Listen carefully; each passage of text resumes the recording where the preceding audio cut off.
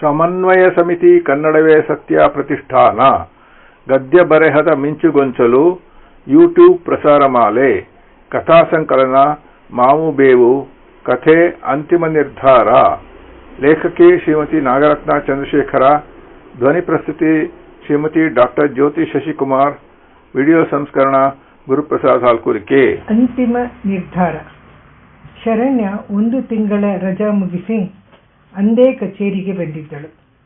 ಯಾವಾಗಲೂ ಗರಿಗರಿಯಾದ ಬಟ್ಟೆಗಳನ್ನುಟ್ಟು ಚಿಗರೆ ಮರಿಯಂಥ ಲವಲವಿಕೆಯಿಂದ ಓಡಾಡುತ್ತಿದ್ದ ಶರಣ್ಯ ಗರಬಡಿದಂತೆ ಕೂತಿದ್ದಳು. ಅವಳ ಈ ಪರಿವರ್ತನೆಗೆ ಕಾರಣವಿತ್ತು. ಸಹೋದ್ಯೋಗಿಗಳು ಮೆಲ್ಲನೆ ಬಂದು ಅವಳಿಗೆ ಸಾಂತ್ವನ ಹೇಳುತ್ತಿದ್ದರು. ಈ 1 ತಿಂಗಳಲ್ಲಿ ಅವಳ ಚೈತನ್ಯವೆಲ್ಲ ಉಡುಗಿ ಹೋದಂತೆನಿಸಿತ್ತು. ಟೈಪಿಸ್ಟ್ ರೇವತಿ ಲಂಚ್ ಬ್ರೇಕ್ನಲ್ಲಿ ಶರಣ್ಯನನ್ನು ಹುಡುಕುತ್ತಾ ಬಂದಿದ್ದಳು. ಐ ಆಮ್ ಸಾರಿ ಶರಣ್ಯ, ನಿಮ್ಮ ತಂದೆ ಈಗ ಹೇಗಿದ್ದಾರೆ? ಅಮ್ಮನ್ನ ಕಳ್ಕೊಂಡು ಅರ್ಧ ಜೀವ ಆಗಿದ್ದಾರೆ. ಅವರು ಉಳಿದು ಬಂದಿದ್ದೇ ನಮ್ಮ ಪುಣ್ಯ ಇರಬೇಕು ರೇವತಿ. ಏನಾದರೂ ಹೆಚ್ಚು ಕಮ್ಮಿ ಆಗಿದ್ದಿದ್ರೆ ನಾನು ಅನಾಥಳಾಗ್ಬಿಡ್ತಿದ್ದೆ. ಶರಣ್ಯಳ ಕಣ್ಣು ತುಂಬ ತೊಡಗಿತು. ರೇವತಿ ಅವಳ ಕೈ ಹಿಡಿದು ಮೆಲ್ಲಗೆ ಅದುಮುತ್ತಾ, ಶರಣ್ಯ, ನಿನಗಾಗಿ ಇನ್ನೊಂದು ಜೀವ ಕೂಡ ಹಗಲಿರುಳು ಪರಿತಪಿಸ್ತಾ ಇದೆ ಅನ್ನೋದನ್ನ ಮರ್ತೇ ಬಿಟ್ಟಿದೀಯಾ ಹೇಗೆ? ರೇವತಿ, ಈಗ ಆ ವಿಷಯ ಎತ್ತಬೇಡ. ನನ್ನ ಮನಸ್ಸು ಇನ್ನೂ ಆಘಾತದಿಂದ ಹೊರಬಂದಿಲ್ಲ. ಅಪ್ಪನನ್ನ ಎದುರಿಸಿ ಬಾಳೋ ಧೈರ್ಯ ಇನ್ನೂ ನನಗಿಲ್ಲ ಬಿಡು. ಮರ್ತೆ ಶರಣ್ಯ, ನಿನಗೆ ಕೊಡು ಅಂತ ರಿಚರ್ಡ್ ಒಂದು ಕವರ್ ಕೊಟ್ಟಿದ್ದಾನೆ. ಅವನು 1 ವಾರ ರಜಾ ಹಾಕಿ ಊರಿಗೆ ಹೋಗಿದ್ದಾನೆ. ತಗೋ ಈ ಲೆಟರ್ನ. ಹಾಗಾದರೆ ರಿಚರ್ಡ್ ಊರಲ್ಲಿ ಇಲ್ಲ ಅಂತಾಯ್ತು. ಈ 1 ತಿಂಗಳು ತಾನು ಅನುಭವಿಸಿದ ದುಃಖ, ಸಂಕಟ, ಭವಿಷ್ಯದ ಬಗ್ಗೆ ಇದ್ದ ಆತಂಕಗಳ ಯಾತನೆಗೊಂದು ಕೊನೆ ಬರುವ ಕಾಲ ಬಂದಿದೆ ಅಂತ ನಿಟ್ಟುಸಿರು ಬಿಡುತ್ತಾ ಕಾಗದವನ್ನು ಪರ್ಸಿನೊಳಗೆ ಇಟ್ಕೊಂಡ್ಳು. ರೇವತಿ, ಆಫೀಸ್ನಲ್ಲಿ ಪೆಂಡಿಂಗ್ ಕೆಲಸಗಳು ತುಂಬ ಇವೆ, ಮತ್ತೆ ಸಿಗ್ತೀನಿ. ಕೈಗಳು ಯಾಂತ್ರಿಕವಾಗಿ ಕಂಪ್ಯೂಟರ್ನ ಕೀಬೋರ್ಡ್ನ ಮೇಲೆ ಚಲಿಸುತ್ತಿದ್ದರೂ ಶರಣ್ಯಳ ಮನಸ್ಸು ಗೊಂದಲದ ಗೂಡಾಗಿತ್ತು. ರಿಚರ್ಡ್ ಈಗ ಊರಿಗೆ ಯಾಕೆ ಹೋದ? ಇವತ್ತು ನಾನು ಆಫೀಸಿಗೆ ಬರೋ ವಿಷಯ ಅವನಿಗೆ ಗೊತ್ತಿರಲಿಲ್ವಾ? ಅಥವಾ ಗೊತ್ತಿದ್ದು ನನ್ನನ್ನು ಎದುರಿಸಲಾರದೆ ಹೇಳಿ ಹಾಗೆ ಓಡಿ ಹೋಗಿರಬಹುದೇ? ರಿಚರ್ಡ್ ಅಷ್ಟು ಕೀಳು ಮನಸ್ಸಿನವನಾಗೋಕ್ಕೆ ಸಾಧ್ಯನೇ ಇಲ್ಲ. ತನ್ನ ಭಾವನೆಗಳ ಜೊತೆ ಚೆಲ್ಲಾಟ ಮಾಡುವಂಥ ನೀಚತನ ಅವನಲ್ಲಿ ಇಲ್ವಂತ ತಾನೇ ಅವನು ತಾನು ಮೆಚ್ಚಿದ್ದಲ್ವಾ?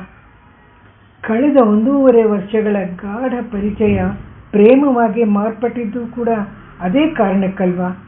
ತನ್ನ ಮನೋಭೂಮಿಕೆಗೆ ಹೊಂದಿಕೆಯಾಗಬಲ್ಲ ಎಲ್ಲ ಗುಣಗಳು ರಿಚರ್ಡ್ನಲ್ಲಿ ಇದ್ದಿದ್ದರಿಂದಲೇ ಜಾತಿ ಮತಗಳ ಗೋಡೆಯನ್ನು ದಾಟುವ ಧೈರ್ಯ, ಸಾಹಸದ ನಿರ್ಧಾರ ತನ್ನದಾಗಿತ್ತಲ್ವೇ? ಆದರೆ ಏನಾಯಿತು? ತಾನೊಂದು ಬಗೆದರೆ ದೈವ ಬಗೆದದ್ದೇ ಮತ್ತೊಂದು. ಶರಣ್ಯಳ ನೆನಪುಗಳು ಹಿಂದಕ್ಕೋಡತೊಡಗಿತ್ತು. ಶರಣ್ಯ, ನಾವು ಯಾವುದಾದ್ರೂ ಬೇರೆ ದೊಡ್ಡ ಊರಿಗೆ ವರ್ಗ ಮಾಡಿಸ್ಕೊಂಡು ಹೋಗ್ಬಿಡೋಣ. ಅಲ್ಲಿ ನಮ್ಮ ಬಗ್ಗೆ ಜನರಿಗೆ ಚಿಂತೆ ಮಾಡೋಷ್ಟು ಪುರುಸತ್ ಕೂಡ ಇರೋದಿಲ್ಲ ಅಲ್ವೇ?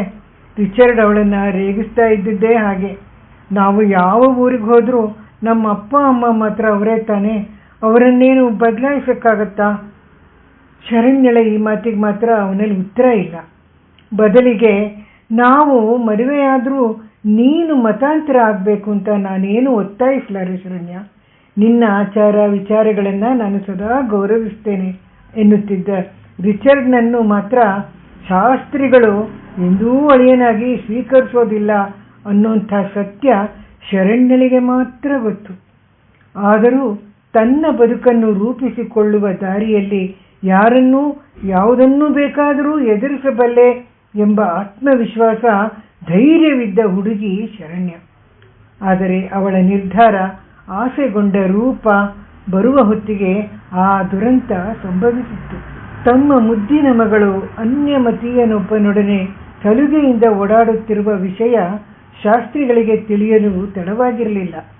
ತಮ್ಮೆತ್ತರಕ್ಕೆ ಬೆಳೆದು ನಿಂತ ಚೆಲುವೆಯೂ, ಸುಶಿಕ್ಷಿತಳು, ವಿವೇಕಿಯೂ, ಮೇಲಾಗಿ ಉದ್ಯೋಗಸ್ಥೆಯಾಗಿ ತನ್ನ ಕಾಲ ಮೇಲೆ ತಾನು ನಿಂತು ಸ್ವಾವಲಂಬಿಯಾಗಿ ದುಡಿಯತೊಡಗಿದ ಮಗಳಿಗೆ ಗೃಹಬಂಧನ ವಿಧಿಸುವಷ್ಟು ಕೆಳಮಟ್ಟಕ್ಕೆ ಅವರು ಇಳಿಯಲಿಲ್ಲ.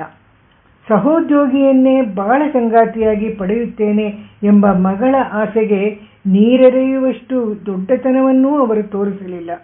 ಅವರು ಹೇಳಿದ್ದು ಒಂದೇ ಮಾತು, ಶರಣ್ಯ, ನೀನು ವಿದ್ಯಾವಂತಳು, ಆಧುನಿಕ ಮನೋಭಾವ ಇರುವ ಹುಡುಗಿ. ನೀನು ರಿಚರ್ಡ್ನನ್ನ ಮದುವೆಯಾಗೋಕ್ಕೆ ನನ್ನ ಅಭ್ಯಂತರ ಏನೂ ಇಲ್ಲ. ಆದರೆ ನಾನು ಸಾಯುವವರೆಗೂ ನೀನು ಕಾಯಬೇಕಾಗುತ್ತದೆ ಅಷ್ಟೇ. ತಂದೆಯ ನಿಷ್ಠುರದ ಮಾತುಗಳು ಬಂಗಾರದ ಕತ್ತಿಯಿಂದ ಇರಿದಂತಿತ್ತು. ತಾಯಿ ಅಣ್ಣಂದಿರ ಅಭಿಪ್ರಾಯಗಳೂ ಕೂಡ ಬೇರೆಯಾಗಿರಲಿಲ್ಲ. ಶರಣ್ಯಳ ಬದುಕಿನ ಭರವಸೆ ಕುಸಿದು ಬೀಳುವ ಸಮಯ ಆಗಲೇ ಹೊಂಚು ಹಾಕುತ್ತಿತ್ತು. 20 ದಿನಗಳ ದಕ್ಷಿಣ ಭಾರತದ ಪ್ರವಾಸಕ್ಕೆ ಅಪ್ಪ ಅಮ್ಮನನ್ನು ಕಳಿಸಲು ದೊಡ್ಡಣ್ಣ ವ್ಯವಸ್ಥೆ ಮಾಡಿದ್ದ. ತಮ್ಮ ಪ್ರೀತಿಯ ಮಗಳ ಭವಿಷ್ಯ ಜೀವನದ ಬಗ್ಗೆ ಶಾಸ್ತ್ರಿಗಳಿಗೂ ತಾವು ಕಟ್ಟಿದ್ದ ಕನಸುಗಳು ಚೂರಾಗುತ್ತಿದೆ ಎಂಬ ಮನೋವ್ಯಥೆ, ಹೆಂಡತಿಯ ಮೂಕ ಸಂಕಟ, ಎರಡರಿಂದಲೂ ಸ್ವಲ್ಪ ಮಟ್ಟಿಗೆ ಹೊರಗುಳಿಯುವ ಅವಕಾಶ ಈ ಪ್ರವಾಸದಿಂದ ಸಿಗಬಹುದೆಂಬ ದೂರದ ಆಸೆಯಿಂದ ದಂಪತಿಗಳು ಪ್ರವಾಸಕ್ಕೆ ಹೊರಟಿದ್ದರು. ದೂರ ತೀರದಲ್ಲೊಂದು ಪ್ರಳಯಕಾಲ ರುದ್ರನ ಭೀಕರ ರುದ್ರನರ್ತನಕ್ಕೆ ತಾವು ಸಿಕ್ಕಿ ಬೀಳಲಿದ್ದೇವೆಂಬ ಕಲ್ಪನೆಯಾದರೂ ಯಾರಿಗಿತ್ತು? ಪ್ರವಾಸದ ಕೊನೆಯ ಹಂತದಲ್ಲಿ ಹೆಂಡತಿಯ ಮುಖದಲ್ಲಿ ಮೂಡಿದ್ದ ತೃಪ್ತಿ, ಮಂದಹಾಸಗಳಿಂದ ಹೊಸ ಚೈತನ್ಯವೇ ಬಂದಂತೆನಿಸಿತ್ತು ಅವರಿಗೆ.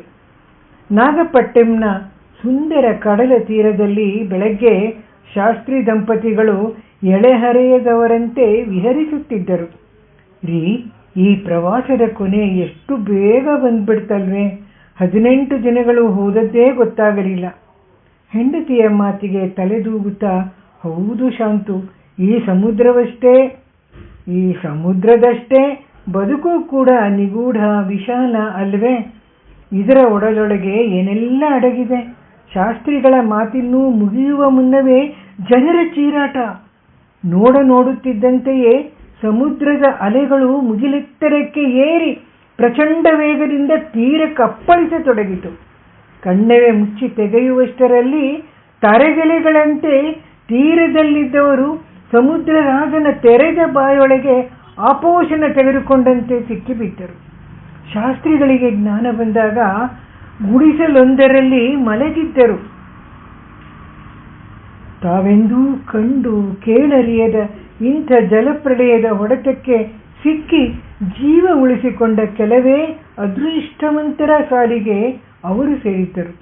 ದುರಂತವೆಂದರೆ ಅವರ ಬಾಳ ಸಂಗಾತಿಯಾಗಿ ಇದುವರೆಗೂ ಬದುಕಿನ ಕಷ್ಟ ಸುಖಗಳನ್ನು ಹಂಚಿಕೊಂಡಿದ್ದ ಪತ್ನಿ ಸುನಾಮಿಯಲ್ಲಿ ಕಣ್ಮರೆಯಾಗಿ ಹೋದದ್ದು. ಊರೇ ಕೊಚ್ಚಿ ಹೋದ ಪರಿಸ್ಥಿತಿಯಲ್ಲಿ ಶಾಂತಮ್ಮನನ್ನು ಹುಡುಕುವುದಾದರೂ ಎಲ್ಲಿ? 60ರ ಹರೆಯದಲ್ಲೂ ಗಟ್ಟಿಮುಟ್ಟಾಗಿದ್ದ ಶಾಸ್ತ್ರಿಗಳು ಮನೆಯಲ್ಲಿದ್ದ ಸುನಾಮಿಯ ಅಲೆಗಳನ್ನು ಎದುರಿಸಲು ಶಕ್ತರಾಗಿದ್ದರು. ಕಡಲ ಒಡಲಿನಿಂದೆದ್ದ ಸುನಾಮಿಯ ಆರ್ಭಟಕ್ಕೆ ಸೋತು ಶರಣಾಗಿದ್ದರು. ಸೋಲೊಪ್ಪಿಕೊಳ್ಳಬೇಕಾಯಿತು. ಜೀವನ ಸಂಗಾತಿಯನ್ನೇ ಬಲಿ ಕೊಡಬೇಕಾಯಿತು. ನಂತರದ ದಿನಗಳು ಶಾಸ್ತ್ರಿಗಳ ಬದುಕಿನ ಅರ್ಥವನ್ನೇ ಬುಡಮೇಲು ಮಾಡುವಂತಾಗಿದ್ದು, ವಿಪರ್ಯಾಸವೋ ಅಧಿಕೃತವೋ ಯಾವುದೂ ಅವರಿಗೆ ತಿಳಿಯುವಂತಿರಲಿಲ್ಲ.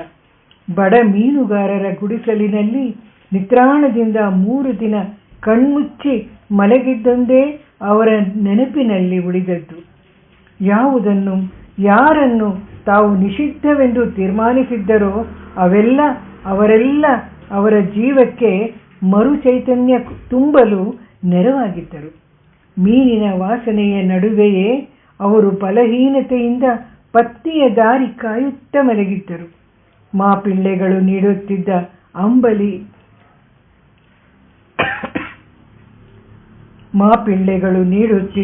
ಅಂಬಲಿ ಗಂಜಿಯೇ ಜೀವದ್ರವವಾಗಿ ಅವರ ದೇಹದೊಳಗಿಳಿಯುತ್ತಿತ್ತು. ಪೂಜೆ ಸಂಧ್ಯಾ ವಂದನೆಗಳಿಲ್ಲದೆ ಹನಿ ನೀರನ್ನೂ ಮುಟ್ಟದ ಅದೇ ದೇಹ ಬದಲಾದ ಪರಿಸ್ಥಿತಿಗೆ ಸ್ಪಂದಿಸಿದ್ದೊಂದೇ ವಿಸ್ಮಯವೆನಿಸಿತು ಶಾಸ್ತ್ರಿಗಳಿಗೆ.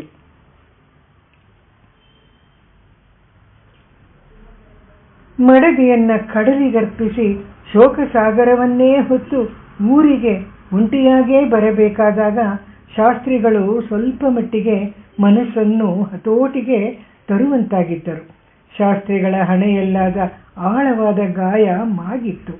ಮನಸ್ಸಿನ ಗಾಯಗಳಿಗೆ ನಾಗಪಟ್ಟಣಂನಲ್ಲಿ ಸೂಕ್ತ ಚಿಕಿತ್ಸೆ ದೊರಕಿತ್ತು. ಅಧಿಕ ರಕ್ತಸ್ರಾವದಿಂದ ಅರೆಜೀವವಾಗಿದ್ದ ಅವರಿಗೆ ರಕ್ತ ಕೊಟ್ಟು ಪ್ರಾಣ ಉಳಿಸಿದ ಮಾಪಿಳ್ಳೆ ಅಬ್ದುಲ್ಲನ ರಕ್ತವೂ ಈಗ ಅವರ ಧಮನಿಗಳಲ್ಲಿ ಹರಿಯುತ್ತಿತ್ತು. ಅವನು ಅವರ ಜಾತಿಯ ಅಥವಾ ರಕ್ತ ಸಂಬಂಧಿ ಆಗಿರಲಿಲ್ಲ, ನಿಜ. ಆದರೆ ಈ ಸಂಬಂಧ ಯಾವುದೇ ಸಂಪ್ರದಾಯಗಳ ಆಚೆಗಿರುವ ಮಾನವೀಯ ಸಂಬಂಧ ಎಂಬ ಸತ್ಯದ ದರ್ಶನ ಅವರಿಗಾಗಿತ್ತು. ತಂದೆಯ ಆರೈಕೆಯಲ್ಲಿ ಶರಣ್ಯ ತಾಯಿಯ ಅಗಲಿಕೆಯ ದುಃಖವನ್ನು ಹತ್ತಿಕ್ಕಿಕೊಂಡರೂ ತನ್ನ ರಾಬರ್ಟ್ನ ಒಡನಾಟದ ವಿಷಯದಿಂದ ತಂದೆ ಮತ್ತಷ್ಟು ಅಂತರ್ಮುಖಿಯಾಗಿರುವರೆಂದೂ ಭಾವಿಸಿದಳು. ಹೆತ್ತವರನ್ನು ಕಳೆದುಕೊಳ್ಳುವುದು ಎಂಥ ಸಂಕಟವೆಂಬುದು ತಾಯಿಯ ಪ್ರತಿ ನೆನಪಿನಲ್ಲಿ ಗೋಚರಿಸುವಾಗಲೆಲ್ಲ ತಂದೆಯನ್ನಾದರೂ ತಾನು ಯಾವ ಬೆಲೆ ತೆತ್ತಾದರೂ ಉಳಿಸಿಕೊಳ್ಳಬೇಕೆಂಬ ನಿರ್ಧಾರಕ್ಕೆ ಬಂದಿದ್ದಳು. ಕಚೇರಿಯಿಂದ ಮನೆಗೆ ಬಂದಾಗಲೇ ಅವಳಿಗೆ ರಿಚರ್ಡ್ನ ಕಾಗದದ ನೆನಪಾದದ್ದು. ಶರಣ್ಯ, ಅರ್ಜೆಂಟಾಗಿ ಊರಿಗೆ ಹೋಗಬೇಕಾಗಿ ಬಂದಿದೆ, ನಿನಗೆ ತಿಳಿಸಲಾಗಲಿಲ್ಲ. ನಿನ್ನ ದುಃಖ ಸಂಕಟಗಳಲ್ಲಿ ನಾನೂ ಸಮಭಾಗಿ. ನಮ್ಮ ಭವಿಷ್ಯವನ್ನು ಅಂತಿಮವಾಗಿ ನಾವೇ ನಿರ್ಧರಿಸಬೇಕು. ನಿನ್ನ ಸಹಕಾರವಿದೆ ಎಂದು ಭಾವಿಸುವೆ. ಹೌದು, ಅಂತಿಮ ನಿರ್ಧಾರ. ಯಾವುದು ಅಂತಿಮ ನಿರ್ಧಾರ? ಸಾವಿರಾರು ಜನರನ್ನು ನುಂಗಿ ನೀರು ಕುಡಿದ ಸುನಾಮಿ ದುರಂತ ಪ್ರಕೃತಿಯ ಅಂತಿಮ ನಿರ್ಧಾರವಾಗಿತ್ತೆ. ಪರಸ್ಥಳದಲ್ಲಿ ಅನಾಥಳಂತೆ ಸಾಯುವುದು ತಾಯಿಯ ಅಂತಿಮ ನಿರ್ಧಾರವಾಗಿತ್ತೆ. ಹಾಗಾದರೆ ರಿಚರ್ಡ್ನನ್ನು ಮರೆತು ತಂದೆಯ ಕೊನೆಗಾಲದಲ್ಲಿ ಅವರಿಗೆ ಮಾನಸಿಕ ನೆಮ್ಮದಿ ಕೊಡುವುದು ತನ್ನ ಅಂತಿಮ ನಿರ್ಧಾರವಾಗಬೇಕು. ತನ್ನ ಅಂತಿಮ ನಿರ್ಧಾರವಾಗಬೇಕು. ಶರಣ್ಯಳಿಗೆ ತಲೆ ತಿರುಗುವಂತಾಗುತ್ತಿತ್ತು. ಪ್ರಶ್ನೆಗಳ ಗೋಚರಗಳಿಗೆ ಉತ್ತರ ಹುಡುಕಲಾಗದೆ ಕಂಗೆಟ್ಟಂತೆ ಆಗುತ್ತಿರುವಾಗಲೇ ಶಾಸ್ತ್ರಿಗಳ ಧ್ವನಿ ಕೇಳಿಸಿತು. ಅಮ್ಮ, ಶರಣ್ಯ, ಈ ಭಾನುವಾರ ನೀನು ಯಾವುದೇ ಕೆಲಸ ಹಚ್ಚಿಕೊಳ್ಳಬೇಡಮ್ಮ. ಒಂದು ಸಿಹಿ ಅಡಿಗೆ ಮಾಡಿಬಿಡು. ನನ್ನದೊಂದು ಕರ್ತವ್ಯದ ಕೊನೆ ನಿರ್ಧಾರವನ್ನು ನಿನಗೆ ಹೇಳುತ್ತೇನೆ. ಓ, ಹಾಗಾದರೆ ಅಪ್ಪನಿಗೂ ಕೊನೆ ನಿರ್ಧಾರದ ಕ್ಷಣ ಬಂದಿದೆ ಎಂದಾಯಿತು. ಪಾಯಸದ ಅಡಿಗೆಯ ಅರ್ಥವಾದರೂ ಏನು? ಅಮ್ಮ ಸತ್ತು ಇನ್ನೂ 1 ತಿಂಗಳೂ ಆಗದಿರುವಾಗ ಶರಣ್ಯಳ ಗಲಿಬಿಲಿ ಕಂಡು ಶಾಸ್ತ್ರಿಗಳು ನಕ್ಕರು. ನಿನ್ನ ಮದುವೆ ನಿಶ್ಚಯ ಮಾಡಲು ಗಂಡಿನ ಕಡೆಯವರು ಬರುತ್ತಾರಮ್ಮ. ನಾವ್ಯಾರೂ ಈ ಲೋಕದಲ್ಲಿ ಶಾಶ್ವತವಲ್ಲ. ನೀನು ಸಂತೋಷವಾಗಿ ಸಂಸಾರ ಮಾಡುವುದನ್ನು ನೋಡಬೇಕೆನ್ನುವ ನಿರ್ಧಾರಕ್ಕೆ ನಾನು ನಿನ್ನಣ್ಣ ಬಂದಿದ್ದೇವೆ. ಆದರೆ ಅಪ್ಪ, ಈಗ ಮದುವೆಯ ಮಾತೇಕೆ? ನನ್ನ ಮನಸ್ಸು ಅದಕ್ಕಿನ್ನೂ ಸಿದ್ಧವಾಗಿಲ್ಲ. ಅದೂ ಅಲ್ಲದೆ ಅಮ್ಮ ನಮ್ಮನ್ನು ಅಗಲಿರುವ ಈ ಸಮಯದಲ್ಲಿ. ಹೌದಮ್ಮ, ನಿನ್ನ ಮನಸ್ಸಿನ ಆಯ್ಕೆಗೆ ನನ್ನ ಅಭ್ಯಂತರವೇನೂ ಇಲ್ಲ. ಈ ಜಾತಿ ಧರ್ಮಗಳೆಂಬ ಕಟ್ಟುಪಾಡಿನಾಚೆ ನಾನು ಹೊರಬರಲು ಸುನಾಮಿಯಿಂದಾದ ದುರಂತ ಸಹಾಯ ಮಾಡಿತು. ನಿನ್ನಮ್ಮನ ಶವಕ್ಕೆ ಬೆಂಕಿ ಕೊಡಲೂ ಆಗಲಿಲ್ಲ. ಅವಳ ಅಂತ್ಯ ಸಂಸ್ಕಾರ ಮಾಡಿದವರ್ಯಾರೋ? ನನಗೆ ರಕ್ತ ಕೊಟ್ಟವರು ಕೂಡ ಯಾರೋ? ಬಂಧುವಲ್ಲ, ಬಳಗವಲ್ಲ. ಆದರೆ ಇವರೆಲ್ಲ ನನ್ನ ರಕ್ತ ಸಂಬಂಧಿಗಳಲ್ಲ ಎಂದು ಹೇಳಲು ನನ್ನ ಮನಸ್ಸು ಒಪ್ಪುತ್ತಿಲ್ಲ. ನಿನ್ನ ರಿಚರ್ಡ್ನ ಮದುವೆ ಕೂಡ 2 ಜಾತಿಗಳ ಮಿಲನಕ್ಕಿಂತ 2 ಆತ್ಮಗಳ ಮಿಲನ ಅಷ್ಟೇ. ಇದು ನನ್ನ ಅಂತಿಮ ನಿರ್ಧಾರ. ಶರಣ್ಯ ಕಣ್ಣುಗಳಿಂದ ಆನಂದಾಶ್ರುಗಳನ್ನು ಸುರಿಸುತ್ತ ತಾನೇ ಮತ್ತೆ ಶಾಸ್ತ್ರಿಗಳ ಪಾದದಡಿ ಕುಸಿದು ಕುಳಿತಳು.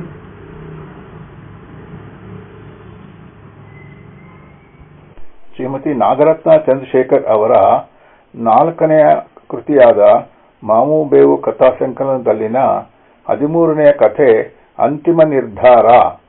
ಒಂದು ಹೃದಯ ಸ್ಪರ್ಶಿ ಕಥೆ. ಒಂದು ಸಾಂಸಾರಿಕ ಜೀವನಕ್ಕೆ ಸಂಬಂಧಪಟ್ಟಿದ್ದಾದರೂ ಅದರ ನಿರೂಪಣೆ ಹಾಗೂ ಪಾತ್ರಗಳ ನಿರ್ವಹಣೆ ಅತ್ಯದ್ಭುತವಾಗಿ ಮೂಡಿಬಂದಿದೆ. ತಮ್ಮ ಮುದ್ದಿನ ಮಗಳು ಅನ್ಯಮತೀಯನೊಬ್ಬನೊಡನೆ ಸಲುಗೆಯಿಂದ ಓಡಾಡುತ್ತಿರುವ ವಿಷಯ ಅವಳ ತಂದೆ ಶಾಸ್ತ್ರಿಗಳಿಗೆ ತಿಳಿಯಲು ತಡವಾಗಿರಲಿಲ್ಲವಾದರೂ ತಮ್ಮ ಮಗಳು ಶರಣ್ಯಳು ತನ್ನ ಸಹೋದ್ಯೋಗಿಯನ್ನೇ ಬಾಳಸಂಗಾತಿಯಾಗಿ ಪಡೆಯಲು ತಿಳಿಸಿದಾಗ ಅವಳ ಆಸೆಗೆ ನೀರೆರೆಯುವಷ್ಟು ದೊಡ್ಡತನವನ್ನು ಅವರು ತೋರಿಸಲಿಲ್ಲ. ಇದು ಕಥೆಯ ಒಂದು ಮುಖವಾದರೆ, ನಂತರದ ದಿನಗಳಲ್ಲಿ ಇದೇ ಶಾಸ್ತ್ರಿಗಳು ತಮ್ಮ ಪತ್ನಿಯನ್ನು ಸುನಾಮಿ ಹೊಡೆತದಿಂದ ಕಳೆದುಕೊಂಡಾಗ ಆದ ಆಘಾತದಿಂದ ಚೇತರಿಸಿಕೊಂಡ ನಂತರ ತಮ್ಮ ನಿರ್ಧಾರವನ್ನು ಬದಲಾಯಿಸುವುದು ಒಂದು ಅಪರೂಪದ ಸಂಗತಿಯಾಗಿದೆ. ಶಾಸ್ತ್ರಿಗಳು ತಮ್ಮ ಬದಲಾದ ನಿರ್ಧಾರವನ್ನು ಮಗಳಿಗೆ ಒಂದು ಭಾನುವಾರ ಸಿಹಿ ಅಡುಗೆ ಮಾಡಿಬಿಡು ಎಂದು ತಿಳಿಸುವುದರ ಮೂಲಕ ಪರೋಕ್ಷವಾಗಿ ತಿಳಿಸುವರು. ನಂತರ ಮಗಳನ್ನು ಹತ್ತಿರ ಕೂರಿಸಿಕೊಂಡು ತಮ್ಮ ನಿರ್ಧಾರವನ್ನು ನೇರವಾಗಿ ತಿಳಿಸುವರು. ಅದರಿಂದ ಶರಣ್ಯಳಿಗೆ ಅಪಾರವಾದ ಆಶ್ಚರ್ಯವಾಗಿ ಅವಳು ಶಾಸ್ತ್ರಿಗಳ ಪಾದದಡಿ ಕುಸಿದು ಕುಳಿತಳು. ಕಥೆಯನ್ನು ಯಾರೇ ಓದಿದರೂ ಕೂಡ ಅವರು ಕೊನೆಯ ಭಾಗದಲ್ಲಿ ಅವರ ಕಣ್ಣುಗಳಲ್ಲಿ 2 ಹನಿಗಳು ಉದುರುವುದರಲ್ಲಿ ಅನುಮಾನವಿಲ್ಲ.